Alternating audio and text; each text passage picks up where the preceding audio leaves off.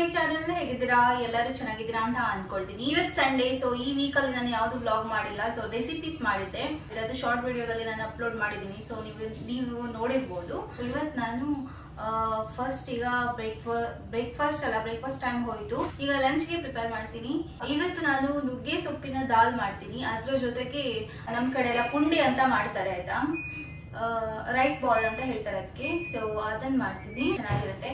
So ಬನ್ನಿ ಈಗ ಫಟಾಫಟ್ ಮಾಡೋಣ. ಇಲ್ಲಿ ನಾನು ವೈಟ್ ರೈಸ್ ತಗೊಂಡಿದ್ದೀನಿ. ಇಲ್ಲಿ ಬಾಯ್ಲ್ಡ್ ರೈಸ್ ಕೂಡ ತಗೊಳ್ಬೋದು, ರೆಡ್ ರೈಸ್ ಅಂತ ಹೇಳ್ತೀವಲ್ಲ ಅದು ಕೂಡ ತಗೊಳ್ಬೋದು.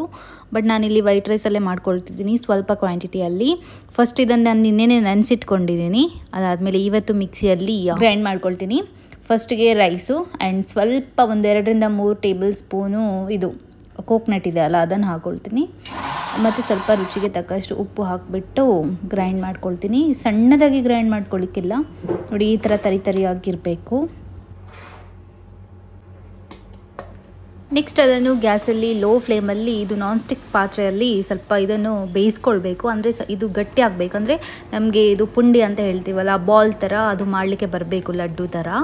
ಸೊ ಆ ಥರ ಬರಬೇಕಾದ್ರೆ ಇದು ಸ್ವಲ್ಪ ಚೆನ್ನಾಗಿ ಬೇಯಿಸ್ಕೊಳ್ಬೇಕು. ಈಗ ಇದು ಗಟ್ಟಿ ಆದಮೇಲೆ ಇದನ್ನು ತೆಗೆದು ರೌಂಡ್ ರೈಸ್ ಬಾಲ್ ಥರ ಮಾಡಿ ಸ್ಟೀಮ್ಗೆ ಹಾಕಬೇಕು. ನಾನು ಊರಲ್ಲಿರುವಾಗ ತುಂಬ ಸಲ ತೋರಿಸಿದ್ದೀನಿ ಪುಂಡಿ ಹೇಗೆ ಮಾಡ್ತಾರೆ ಅಂತ, ನಮ್ಮಮ್ಮ ಮಾಡೋದು.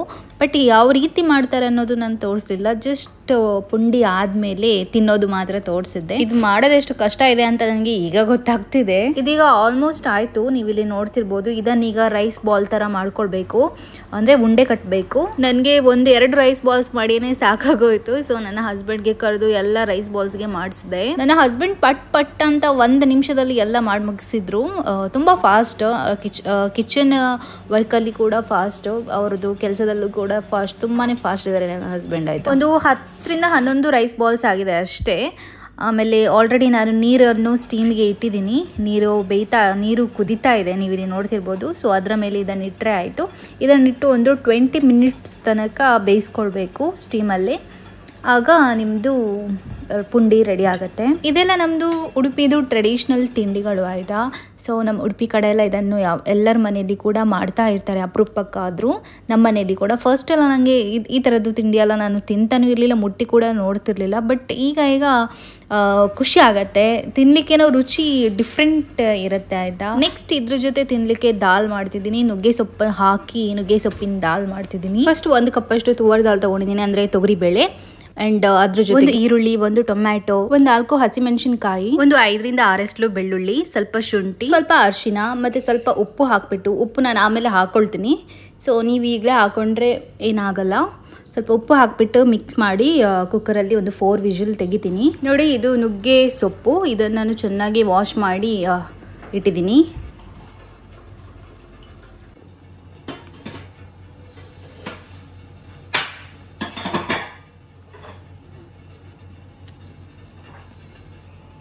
ನೋಡಿ, ಈಚೆ ಪುಂಡಿ ಬೇಯ್ತಾ ಇದೆ ಆ್ಯಂಡ್ ಈಚೆ ದಾಲ್ ಕೂಡ ಬೇಯ್ತಾ ಇದೆ. ನೋಡಿ, ಈಗ 4 ವಿಜಿಲ್ ಆಯಿತು. ಈಗ ನಾನು ಓಪನ್ ಮಾಡ್ತಿದ್ದೀನಿ. ನೋಡಿ, ಇದು ಬೇಳೆ ಎಲ್ಲ ಚೆನ್ನಾಗಿ ಬೆಂದಿದೆ. ಇದನ್ನೀಗ ಸ್ವಲ್ಪ ಸ್ಮ್ಯಾಶ್ ಮಾಡ್ಕೊಂಡ್ರೆ ಆಯಿತು.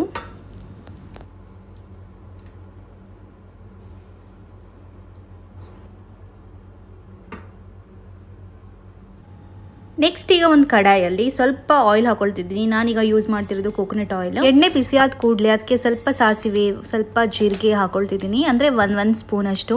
ನಾನು ಸ್ಪೂನಲ್ಲಿ ಹಾಕ್ತಿಲ್ಲ, ಅದರ ಬಾಕ್ಸಲ್ಲಿನೇ ಹಾಕೊಳ್ತಿದ್ದೀನಿ. ಯಾಕಂದರೆ ಅದು ಚಿಕ್ಕ ಬಾಕ್ಸ್, ಹಾಕ್ಬೋದು, ಏನಾಗಲ್ಲ.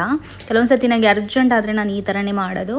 ಆ್ಯಂಡ್ ಅದು ಸ್ವಲ್ಪ ಫ್ರೈ ಆದಮೇಲೆ ಅದಕ್ಕೆ ಈಗ ಒಂದು ರೆಡ್ ಚಿಲ್ಲೀಸ್ ಹಾಕ್ಕೊಳ್ತೀನಿ. 2 ರೆಡ್ ಚಿಲ್ಲೀಸನ್ನು ಕಟ್ ಮಾಡ್ಕೊಂಡು ಹಾಕ್ಕೊಳ್ತೀನಿ. ಅದ್ರ ಜೊತೆಗೆ ಕರಿ ಲೀವ್ಸ್ ಕೂಡ ಹಾಕಿ ಚೆನ್ನಾಗಿ ಫ್ರೈ ಮಾಡ್ತೀನಿ. ನೆಕ್ಸ್ಟು ನುಗ್ಗೆ ಸೊಪ್ಪು ಹಾಕ್ಕೊಳ್ತೀನಿ. ಇದನ್ನು ಸ್ವಲ್ಪ ಫ್ರೈ ಮಾಡಿಬಿಟ್ಟು ಆಮೇಲೆ ಆಗ ನಾವು ದಾಲ್ ಬೇಯಿಸ್ಕೊಂಡಿದ್ದೀವಲ್ಲ ಅದನ್ನು ಹಾಕಿ ಒಂದು ಮಿಕ್ಸ್ ಕೊಟ್ಟು ಸ್ವಲ್ಪ ಕೊತ್ತಂಬರಿ ಸೊಪ್ಪು ಹಾಕಿಬಿಟ್ಟು ಸ್ವಲ್ಪ ಒಂದು 2-3 ಮಿನಿಟ್ಸ್ ಬೇಯಿಸ್ಕೊಂಡ್ರೆ ನಿಮ್ಮದು ನುಗ್ಗೆ ಸೊಪ್ಪಿನ ದಾಲ್ ರೆಡಿ ಆಗುತ್ತೆ. ನುಗ್ಗೆ ಸೊಪ್ಪು ಬೇಗನೆ ಬೇಯುತ್ತೆ, ಹಾಗಾಗಿ ಜಾಸ್ತಿ ವೆಯ್ಟ್ ಮಾಡಬೇಕಾಗಿಲ್ಲ. ನಿಮಗೆ ಈ ಟೈಮಲ್ಲಿ ನೀರು ಹಾಕ್ಕೊಳ್ಳಿಕ್ಕೆ ಇಷ್ಟ ಇದ್ದರೆ ನೀರು ಹಾಕ್ಕೊಳ್ಬೋದು. ನಾನು ಗ್ರೇವಿ ನನಗೆ ತಿಕ್ಕಾಗಿದ್ರೇ ಇಷ್ಟ, ದಾಲ್. ಸೊ ಈ ಟೈಮ್ಗೆ ನಾನು ತಿಕ್ಕಾಗಿನೇ ದಾಲ್ ಮಾಡ್ಕೊಳ್ತಿದ್ದೀನಿ, ಯಾವುದೇ ನೀರೆಲ್ಲ ಯೂಸ್ ಮಾಡ್ತಿಲ್ಲ. ಜಾಸ್ತಿ ಜನ ನುಗ್ಗೆ ಸೊಪ್ಪಿರ್ಬೋದು, ಬೇರೆ ಯಾವುದೇ ಸೊಪ್ಪು ತರಕಾರಿ ಎಲ್ಲ ತಿನ್ನಲಿಕ್ಕೆ ಇಷ್ಟಪಡಲ್ಲ. ನನಗೆ ಕೂಡ ಅಷ್ಟೇ, ನನಗೆ ಸೊಪ್ಪು ತರಕಾರಿ ಎಲ್ಲ ಎಷ್ಟಕ್ಕಷ್ಟೇ. ಈವನ್ ನುಗ್ಗೆ ಸೊಪ್ಪು ಅಂದರೆ ನನಗೇನು ಅಷ್ಟು ಇಷ್ಟ ಅಲ್ಲ, ಬಟ್ ಅದು ಎಷ್ಟು ಒಳ್ಳೆಯದು ದೇಹಕ್ಕೆ, ಬಾಡಿಗೆ ಎಷ್ಟು ಒಳ್ಳೆಯದು ಅನ್ನೋದು ಗೊತ್ತಾದ ಮೇಲೆ ನಾನು ಯಾವಾಗಲೂ ವಾರಕ್ಕೆ ಒಂದೊಂದು ಟೈಪಿದ್ದು ಸೊಪ್ಪುಗಳನ್ನು ತಂದು ಮಾಡ್ತೀನಿ. ನೋಡಿ, ಇಲ್ಲಿ ರೈಸ್ ಬಾಲ್ಸ್ ರೆಡಿ ಇದೆ, ಹಾಗೆ ಇಲ್ಲಿ ದಾಲ್ ಕೂಡ ರೆಡಿ ಆಗಿದೆ. ಈ ನುಗ್ಗೆ ಸೊಪ್ಪು, ನುಗ್ಗೆಕಾಯಿ ಇದೆ ಅಲ್ಲ, ಇದರಲ್ಲಿ ಜಾಸ್ತಿ ವಿಟಮಿನ್ಸ್ ಇದೆ, ಮತ್ತು ಐರನ್, ಕ್ಯಾಲ್ಶಿಯಂ, ಮೆಗ್ನೀಷಿಯಮ್ ಇದೆಲ್ಲ ಇದರಲ್ಲಿ ಜಾಸ್ತಿನೇ ಇರೋದ್ರಿಂದ ಇದನ್ನು ಆಗಾಗ ಮಾಡಿ ಸೂಪ್ ಥರನೂ ಕುಡಿಬೋದು. ಅದರ ಲೀವ್ಸಿಂದ ಇರ್ಬೋದು, ಅದು ನುಗ್ಗೆಕಾಯಿಯಿಂದ ಇರ್ಬೋದು, ಕುಡಿಯೋದ್ರಿಂದ ನಮ್ಮ ಹೆಲ್ತ್ಗೆ ತುಂಬಾ ಒಳ್ಳೆಯದು. ಫೈನಲಿ ತಿಂಡಿ ರೆಡಿ ಆಯಿತು. ಈ ಥರ ತಿಂಡಿಗಳನ್ನೆಲ್ಲ ನಾನು ಡೈಲಿ ಮಾಡಲ್ಲ, ಯಾವಾಗ್ಲೂ ಮಾಡಲ್ಲ. ಯಾವಾಗನಾದ್ರು ಒಂದು ಸಲ ನನಗೆ ಏನೋ ಮನಸ್ಸಾಯಿತು ತಿನ್ನಬೇಕು ಅಂತ, ನನ್ನ ಹಸ್ಬೆಂಡ್ಗೆ ಕೂಡ. ಸೊ ಹಾಗಾಗಿ ಮಾಡೋಣ ಅಂತ ಟ್ರೈ ಮಾಡಿರೋದು, ತುಂಬ ಚೆನ್ನಾಗಿ ಬಂದಿತ್ತು.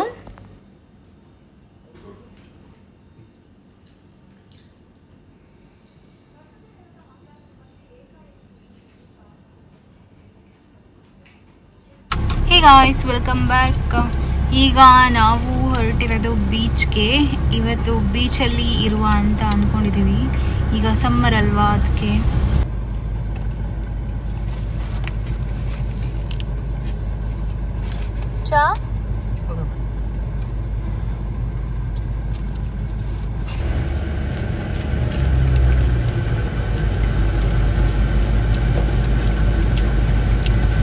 ಬಿಸಿ ಬಿಸಿ ಸಮೋಸ ಚೆನ್ನಾಗಿದೆ, ಈಗ ಆಗಿರೋದಷ್ಟೇ. ಇದು ಏನೇನೆಲ್ಲ ಸಿಗುತ್ತೆ, ಏನಂತ ಗೊತ್ತಿಲ್ಲ ಇದ್ರ ಹೆಸರು. ನನ್ನ ಹಸ್ಬೆಂಡ್ಗೆ ಟೀ ತರ್ಲಿಕ್ಕೆ ಹೋದ್ರು.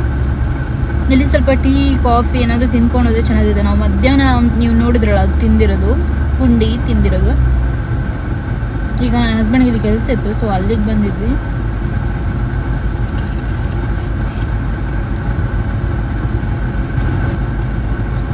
ಇದು ಪಪ್ಸ್. ಹೇಗೂ ಟೀ ಟೈಮ್ ಆಗ್ತಾ ಬಂತು, ಸೊ ಟೀ ಏನಾದರೂ ಸ್ನ್ಯಾಕ್ಸ್ ತಿನ್ಕೊಂಡು ಹೋಗೋಣ ಅಂತ ಬಂದ್ವಿ ಟೀ ಶಾಪ್ಗೆ. ಫೈನಲಿ ಈಗ ಬೀಚ್ ಹತ್ರ ಬಂದಿದ್ದೀವಿ. ಈಗ ಬೀಚ್ ಹತ್ರ ಹೋಗಬೇಕಾದ್ರೆ ಎಷ್ಟು ದೂರ ಇದೆ, ವಾಕಿಂಗ್ ಮಾಡ್ಕೊಂಡು ಹೋಗ್ಬೇಕಂತ ನೋಡಿ ನಿಮಗೇನೆ ತೋರಿಸ್ತೀನಿ. ಈಗ ಕಾರ್ ಪಾರ್ಕ್ ಮಾಡಿರೋದಷ್ಟೇ, ಪಾರ್ಕ್ ಮಾಡ್ಕೊಂಡು ಈಗ ವಾಕಿಂಗ್ ಹೋಗ್ತಿದ್ದೀವಿ. ನನ್ನ ಹಸ್ಬೆಂಡ್ ಇಟ್ಕೊಂಡಿರುವ ಬ್ಯಾಗಲ್ಲಿ ನಮ್ಮದು ಬಟ್ಟೆ ಇದೆ. ಬೀಚ್ಗೆ ಹೋಗ್ತೀವಲ್ವಾ, ಸೊ ಅಲ್ಲಿ ನೀರಿಗೆಲ್ಲ ಇಳಿದ ಮೇಲೆ ವಾಪಸ್ ಬರುವಾಗ ಚೇಂಜ್ ಮಾಡ್ಕೊಂಡು ಬರಬೇಕಲ್ವ, ಸೊ ಹಾಗಾಗಿ ಬಟ್ಟೆ ಎಲ್ಲ ಇಟ್ಕೊಂಡಿದ್ದೀವಿ.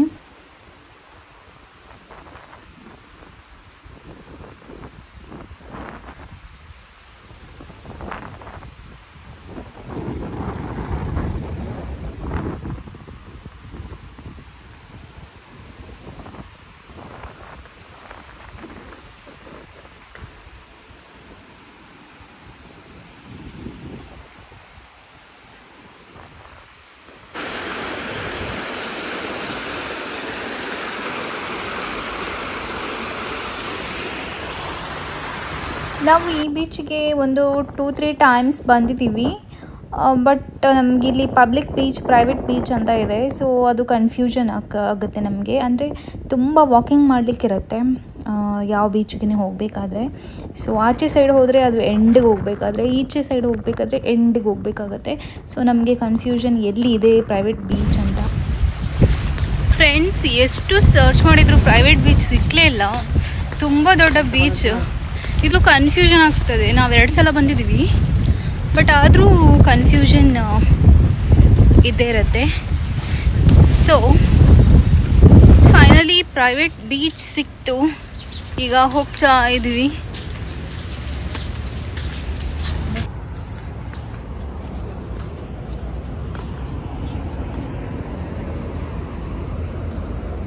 ಇಲ್ಲಿ ನಿಮಗೆ ಎಲ್ಲಿ ನೋಡಿದ್ರು ನಿಮಗೆ ಕ್ಯಾಟ್ ಸಿಗುತ್ತೆ ಅಂತ ಹೇಳ್ದೆ ಅಲ್ಲ, ನಾವು ಕೂಡ ಈಗ ಕ್ಯಾಟಿಗೆ ಫುಡ್ಡೆಲ್ಲ ಹಾಕಿನೇ ಬಂದಿರೋದು ಈಚೆ. ನಾನು ನಿಮಗೆ ತೋರಿಸಲಿಲ್ಲ, ಯಾವಾಗಲೂ ಅದನ್ನೇ ತೋರಿಸಿದ್ರೆ ನಿಮಗೇನು ಬೋರ್ ಅಂತ ಅನಿಸ್ಬೋದೇನೋ ಅಂತ ನಾನು ತೋರಿಸಲಿಲ್ಲ. ಇಲ್ಲಿ ನೋಡಿ, ನೀವು ಈಗ ನೋಡಿದ್ರಲ್ವ ಕ್ಯಾಟಿದ್ದು ಫೋಟೋಸ್ ಎಲ್ಲ ತೆಗಿತಿದ್ರು ಬೇರೆಯವರು. ಸೊ ಆ ಥರನೇ ಇಲ್ಲಿ ಕ್ಯಾಟ್ ತುಂಬಾ ಫೇಮಸ್ ಆಯಿತಾ.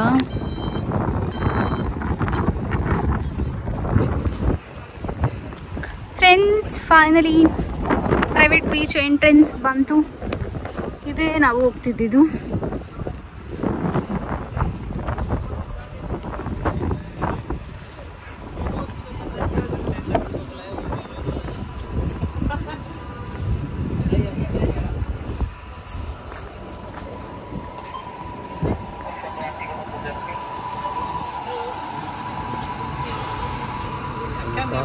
ಆಡೇವರೆಗೆ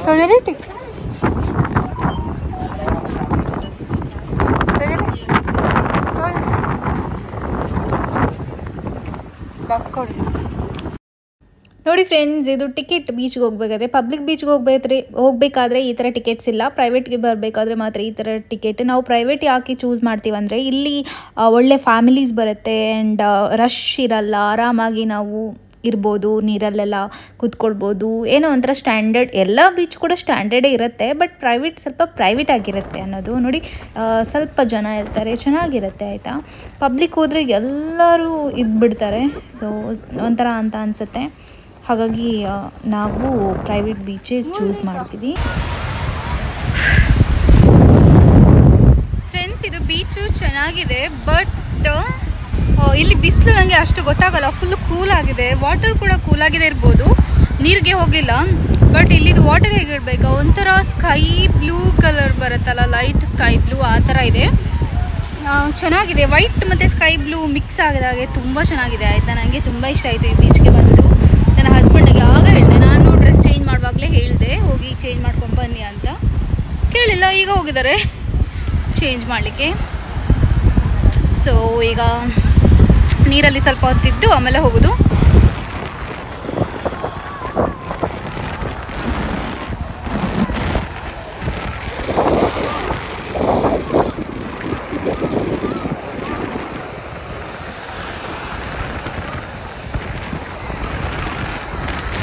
ತುಂಬ ಕೂಲ್ ಆಗಿದೆ ನೀರು ಆಯಿತಾ, ಚೆನ್ನಾಗಿದೆ.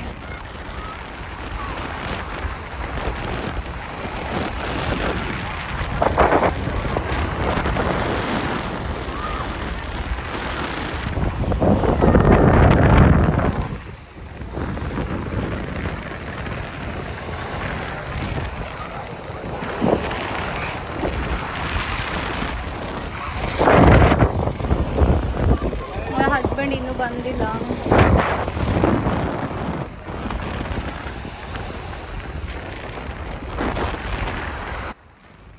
ನನ್ನ ಹಸ್ಬೆಂಡ್ ಇನ್ನೂ ಬಂದಿಲ್ಲ, ನಾನು ವೆಯ್ಟ್ ಮಾಡ್ತಾನೆ ಇದ್ದೀನಿ. ಅವರು ಡ್ರೆಸ್ ಚೇಂಜ್ ಮಾಡ್ಲಿಕ್ಕೆ ಹೋಗಿದ್ದಾರೆ, ನಾನು ಬರ್ತಾನೆ ಡ್ರೆಸ್ ಚೇಂಜ್ ಮಾಡಿಕೊಂಡೇ ಬಂದೆ. ಇಲ್ಲಿ ನೋಡಿ ಚಿಕ್ಕ ಮಕ್ಕಳೆಲ್ಲ ಆಟ ಆಡ್ತಿದ್ದಾರೆ, ಅವರಿಗೆ ಭಯನೇ ಇಲ್ಲ. ನನಗೀಗ ಫಸ್ಟ್ ಟೈಮ್ ಈಗ ಸ್ವಲ್ಪ ನೀರಿದು ಎದುರು ಹೋಗಬೇಕಾದ್ರೆ ಭಯ ಅಂತ ಅನಿಸತ್ತೆ.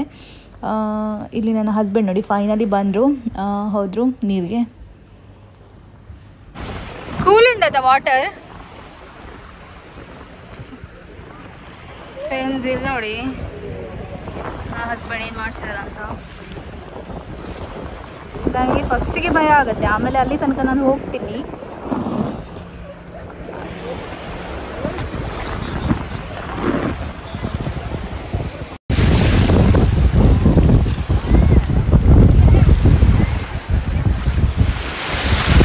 ನನಗೆ ಬೇರೆ ಇಲ್ಲಿ 3 ಪಿಂಪಲ್ಸ್ ಲೈನಲ್ಲೇ ಆಗ್ಬಿಟ್ಟಿವೆ, ಏನು ಅಂತ ಗೊತ್ತಿಲ್ಲ.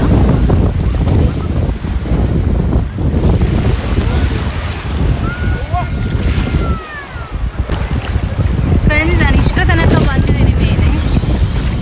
ಏನು ಬಿಡಲ್ಪನ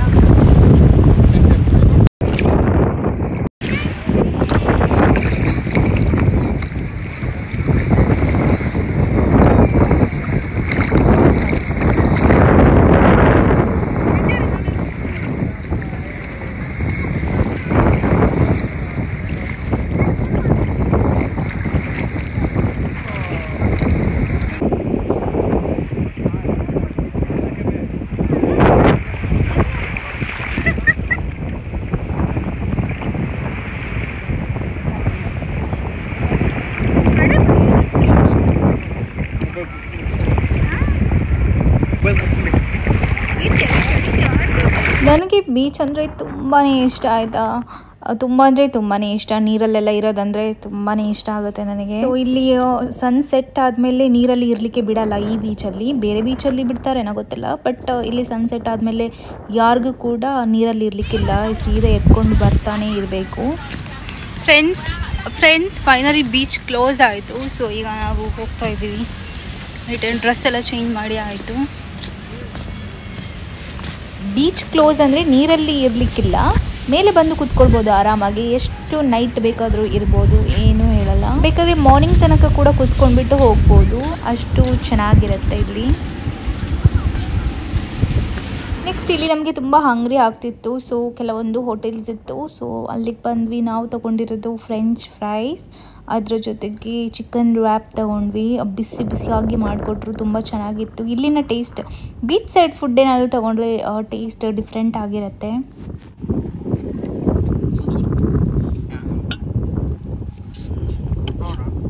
ಓಪನ್ ಮಾಡಿದ್ರು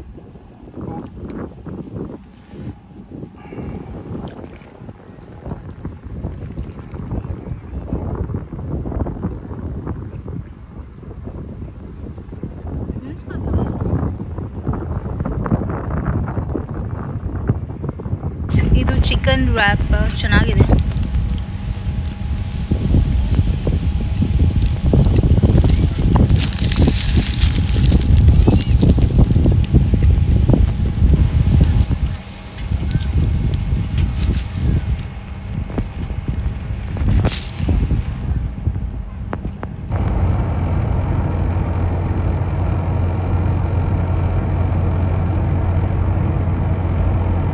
ಅದಾದಮೇಲೆ ನಾವು ಮನೆಗೆ ಬಂದ್ವಿ. Hey guys, welcome back. ನಿನ್ನೆ ನನಗೆ ವ್ಲಾಗ್ ಎಂಡ್ ಮಾಡಲಿಕ್ಕೆ ನನಗೆ ನೆನಪೇ ಆಗಿಲ್ಲ, ಸ್ವಲ್ಪ ಟಯರ್ಡ್ ಆಗಿತ್ತು.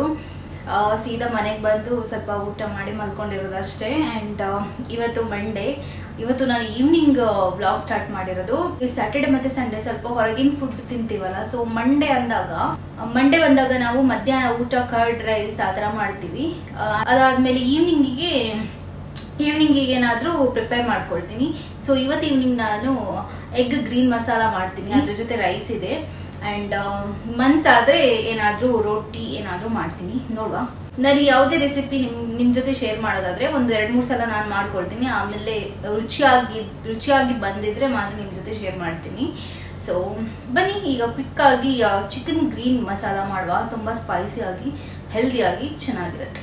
ಸೊ ಬೇಯಿಸಿ ಇಟ್ಕೊಂಡಿದ್ದೀನಿ. ಒಂದು 4 eggs ಸಾಕಾಗುತ್ತೆ ನನಗೆ ಮತ್ತು ನನ್ನ ಹಸ್ಬೆಂಡ್ಗೆ. ನಾಳೆ ಉಳಿದ್ರೆ ದೋಸೆ ಏನಾದರೂ ಮಾಡಿದರೆ ಅದ್ರ ಜೊತೆ ತಿನ್ಬೋದು, ಗ್ರೇವಿ ಚೆನ್ನಾಗಿರುತ್ತೆ. 4 eggs ನೋಡ್ತಿರ್ಬೋದು, ಎಲ್ಲ ಕಟ್ ಮಾಡ್ಕೊಂಡು ರೆಡಿ ಮಾಡಿ ಇಟ್ಕೊಂಡಿದ್ದೀನಿ. ಸೊ ಬೆಳ್ಳುಳ್ಳಿ, ಗ್ರೀನ್ ಚಿಲ್ಲೀಸ್, ಟೊಮ್ಯಾಟೊ, ಇದು ಶುಂಠಿ, ಕ್ಯಾಶ್ಯೂಸ್ ತುಂಬ ಇಂಪಾರ್ಟೆಂಟ್, ಆಮೇಲೆ ಈರುಳ್ಳಿ, ಅದ್ರ ಜೊತೆಗೆ ಸ್ವಲ್ಪ ಇದು ಏನು ಮಿಂಟ್ ಲೀವ್ಸ್ ಅಂದರೆ ಪುದೀನ, ಜಾಸ್ತಿ ಕೊತ್ತಂಬರಿ. ಎಗ್ ಸಿಪ್ಪೆ ತೆಗಿಬೇಕೀಗ. ಈಗ ತೆಗಿಬೋದು, ನಿಮಗೆ ಹೇಗೆ ಇಷ್ಟ ಹಾಗೆ ತೆಗಿಬೋದು. ನೋಡಿ, ಎಗ್ಸ್ ಇದು ಸಿಪ್ಪೆ ತೆಗೆದು ಆಯಿತು. 4 eggs ಸಾಕಾಗುತ್ತೆ. ಎಗ್ ಗ್ರೀನ್ ಮಸಾಲ ಮಾಡಲಿಕ್ಕೆ ಫಸ್ಟ್ ಒಂದು ಮಸಾಲ ರೆಡಿ ಮಾಡ್ಕೊಳ್ತೀನಿ. ಸೊ ಅದಕ್ಕೆ ಒಂದು 2 ಮೀಡಿಯಮ್ ಸೈಜಿದು ಈರುಳ್ಳಿ ಕಟ್ ಮಾಡಿಕೊಂಡು ಮಿಕ್ಸಿ ಒಳಗೆ ಹಾಕೊಂಡಿದ್ದೀನಿ. ನೆಕ್ಸ್ಟ್ ಸ್ವಲ್ಪ ಟೊಮ್ಯಾಟೊ, ಒಂದು 3-4 ಗ್ರೀನ್ ಚಿಲ್ಲಿ, ಸ್ವಲ್ಪ ಖಾರ ಮಾಡ್ಕೊಳ್ಳಿ. ಖಾರ ಮಾಡ್ಕೊಂಡ್ರೇ ಚೆನ್ನಾಗಿರುತ್ತೆ ತಿನ್ನಲಿಕ್ಕೆ. ಸ್ವಲ್ಪ ಶುಂಠಿ, ಒಂದು 5-6 ಬೆಳ್ಳುಳ್ಳಿ ಹಾಕೊಂಡಿದ್ದೀನಿ. ಅದಾದಮೇಲೆ ಕ್ಯಾಶ್ಯೂಸ್ ತೊಗೊಂಡಿದ್ದೀನಿ, ಒಂದು 10 ಕ್ಯಾಶ್ಯೂಸ್ ತೊಗೊಂಡಿದ್ದೀನಿ ಅಷ್ಟೇ. ಸ್ವಲ್ಪ ಪುದೀನ, ಸ್ವಲ್ಪ ಕೊತ್ತಂಬರಿ ಸೊಪ್ಪು, ಆ್ಯಂಡ್ ಲಾಸ್ಟಿಗೆ ಸ್ವಲ್ಪ ಕೋಕೋನಟ್ ಹಾಕೊಳ್ತಿದ್ದೀನಿ. ಮತ್ತು ಸ್ವಲ್ಪ ನೀರು ಹಾಕಿ ಇದನ್ನು ಪೇಸ್ಟ್ ಮಾಡ್ಕೊಳ್ತೀನಿ.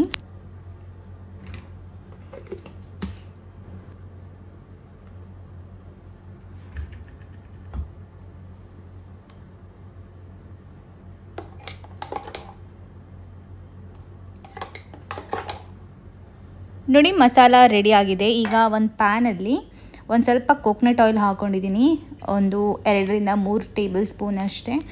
ಆಮೇಲೆ ಸ್ವಲ್ಪ ಚಕ್ಕೆ ಆ್ಯಂಡ್ ಸ್ವಲ್ಪ ಲವಂಗ, ಅಂದರೆ ಒಂದು 4 ಲವಂಗ, 1-2 ಚಕ್ಕೆ ಪೀಸ್ ಹಾಕ್ಕೊಂಡಿದ್ದೀನಿ ಅಷ್ಟೇ. ಆಮೇಲೆ ಸ್ವಲ್ಪ ಜೀರಿಗೆ ಹಾಕ್ಕೊಂಡು ಸ್ವಲ್ಪ ಫ್ರೈ ಮಾಡ್ಕೊಳ್ತೀನಿ.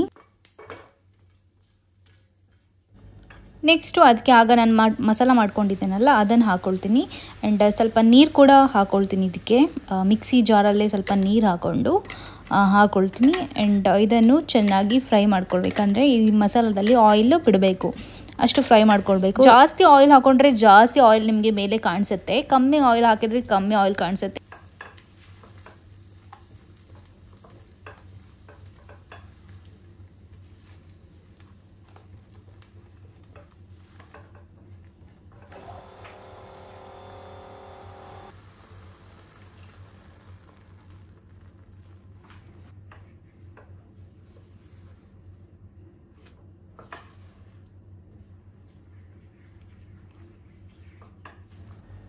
ನಾನು ಫಸ್ಟ್ ಉಪ್ಪು ಹಾಕ್ಕೊಂಡಿದ್ದೀನಿ. ಉಪ್ಪು ಹಾಕಿರೋದು ಕ್ಲಿಪ್ಪಿಂಗ್ ಮಿಸ್ ಆಯಿತು.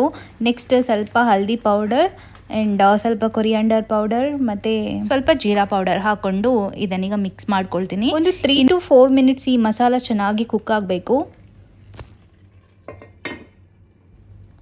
ನೋಡಿ, ಈಗ ಆಲ್ಮೋಸ್ಟ್ ಕುಕ್ ಆಗಿದೆ ಮಸಾಲ. ಈಗ ಇದಕ್ಕೆ ನಾನು ಸ್ವಲ್ಪ ಕಸೂರಿ ಮೇಥಿ ಹಾಕ್ಕೊಳ್ತೀನಿ. ನಿಮ್ಮ ಜೊತೆ ಏನಾದರೂ ಕೊತ್ತಂಬರಿ ಸೊಪ್ಪು ಇದ್ದರೆ ಹಾಕ್ಕೊಳ್ಳಿ. ಕಸೂರಿ ಮೇಥಿ ಹಾಕಿದರೆ ಪರಿಮಳ ಒಂಥರ ಡಿಫ್ರೆಂಟ್ ಆಗಿರುತ್ತೆ, ಚೆನ್ನಾಗಿರುತ್ತೆ. ಆ್ಯಂಡ್ ಇದು ಹಾಕಿದ ಮೇಲೆ ನೆಕ್ಸ್ಟು ಎಗ್ಸ್ ಇದೆ ಅಲ್ವಾ, ಎಗ್ಸ್ ಹಾಕ್ಕೊಳ್ಳಿ. ಎಗ್ಸನ್ನು ಫ್ರೈ ಮಾಡಿ ಕೂಡ ಹಾಕ್ಕೊಳ್ಬೋದು. ಅಂದರೆ ಸ್ವಲ್ಪ ಚಿಲ್ಲಿ ಪೌಡರ್ ಬೇರೆ ಎಲ್ಲ ಮಸಾಲ ಅದೆಲ್ಲ ಹಾಕ್ಕೊಂಡು ಫ್ರೈ ಮಾಡ್ಕೊಂಡು ಆಮೇಲೆ ಕೂಡ ಇದಕ್ಕೆ ಹಾಕ್ಕೊಳ್ಬೋದು. ನಾನು ತುಂಬ ಸಲ ಫ್ರೈ ಮಾಡಿ ಹಾಕ್ಕೊಂಡು ಮಾಡಿದ್ದೀನಿ ಕೆಲವೊಂದು ರೆಸಿಪೀಸ್, ನೀವು ನೋಡಿರ್ಬೋದು. ಆ್ಯಂಡ್ ಈ ಸಲ ನಾನು ಫ್ರೈ ಮಾಡ್ಕೊಳ್ಳಲ್ಲ, ಎಗ್ಗನ್ನು ಹಾಗೆಯೇ ಬೇಯಿಸ್ಕೊಂಡು ಹಾಕ್ಕೊಳ್ತಿದ್ದೀನಿ.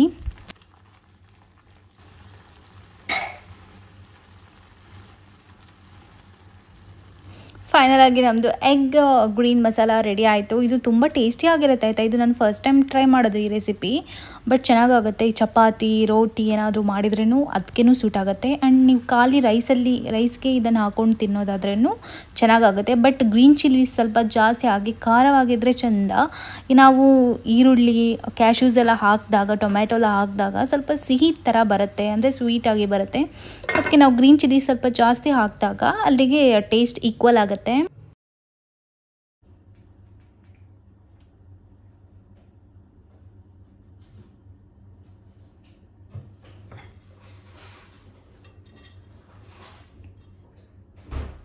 ಫ್ರೆಂಡ್ಸ್, ಫೈನಲಿ ಎಗ್ ಕರಿ ಆಯಿತು. ಫುಲ್ ಸ್ಪೈಸಿ ಆಗಿದೆ. ನಾನು ಗ್ರೀನ್ ಚಿಲ್ಲೀಸ್ ಇದೆ ಅಲ್ಲ, ಸ್ವಲ್ಪ 4 ಗ್ರೀನ್ ಚಿಲ್ಲೀಸ್ ಹಾಕಿದ್ದು, ಬಟ್ ಅದು ತುಂಬ ಸ್ಪೈಸಿ ಗ್ರೀನ್ ಚಿಲ್ಲೀಸ್. ಸೊ ಈಗ ಟೇಸ್ಟ್ ಮಾಡ್ತೀನಿ. ಸ್ವಲ್ಪ ಖಾರ ಬಂದಿದೆ. ಖಾರ ಆದ್ರೇ ಚೆನ್ನಾಗಿರುತ್ತೆ ಊಟಕ್ಕೆ. ಒಂದ್ಸಲ ಮನೇಲಿ ಟ್ರೈ ಮಾಡಿ ಪ್ಲೀಸ್. ಟ್ರೈ ಮಾಡಿದರೆ ಕಾಮೆಂಟಲ್ಲಿ ತಿಳಿಸಿ ಆಯಿತಾ, ನೀವು ಟ್ರೈ ಮಾಡಿದ್ರಾ ಇಲ್ವಾ ಅಂತ. ಈ ವ್ಲಾಗ್ ನಾನು ಇಲ್ಲೇ ಎಂಡ್ ಮಾಡ್ತೀನಿ. ಇನ್ನು ನೆಕ್ಸ್ಟು ಇಂಟ್ರೆಸ್ಟಿಂಗ್ ವಿಡಿಯೋದಲ್ಲಿ ಸಿಗ್ತೀನಿ. ನೆಕ್ಸ್ಟು ಇಂಟ್ರೆಸ್ಟಿಂಗ್ ವ್ಲಾಗಲ್ಲಿ ಸಿಗ್ತೀನಿ. ಅಲ್ಲಿ ತನಕ ಬಾಯ್.